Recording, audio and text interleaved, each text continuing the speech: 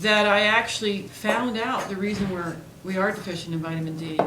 And there's a couple of reasons. And all of you are probably aware of the fact that we started using a lot of sunscreen, and that prevented the UV rays from getting into our body. And we also were taught not to go outside between 10 and 2.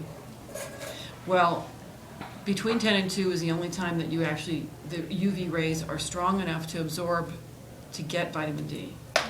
So that happened a long time ago, we were told, and we did all avoid. I started doing my gardening in the morning and in the afternoon, and of course using sunscreen, but it even goes beyond that. Our food supply has changed because now our cattle, our chickens are housed, and they are not out in the sun getting vitamin D. So they're not producing vitamin D in the milk, and the vitamin D that they fortify milk with is vitamin D2. That's not what we want.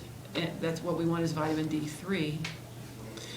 And they started to test yolks of eggs, which is a very good source of vitamin D, and they were coming up nil of vitamin D because chickens are so well housed and so well taken care of without free range. And the free range chickens do still contain a good amount of vitamin D.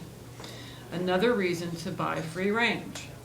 And another reason to buy grass-fed beef and milk that has been obtained from grass-fed cows, which is very hard to find. You can't even find it in New Mexico, but you can in California. So there we have some reasons. I don't know if any of you knew that those were some of the very particular reasons that we're so low in vitamin D, beyond just the sunscreen and being taught not to go out during the best time to absorb vitamin D. I think that vitamin D is also, it's not just any vitamin. It's not just vitamin C, it's not vitamin B.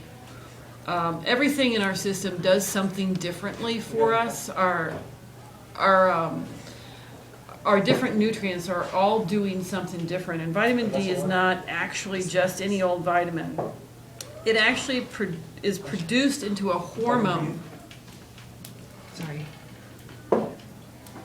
It's produced into a hormone in our body, which is one of the most important substances in our bodies that regulates everything from hormone balance to preventing cancer, to helping control blood sugar, to helping you lose fat and build muscle. I think the key word there, if you listen to it, is regulate. It's one of the hormones that regulates. Anytime you're working with one of your regulators, which we have hundreds of in our body, you really do want to look at that as not just any old thing, because regulators regulate. Hormone balance, blood sugar, your systems are really reliant on that being well fortified for you, because it's a regulator.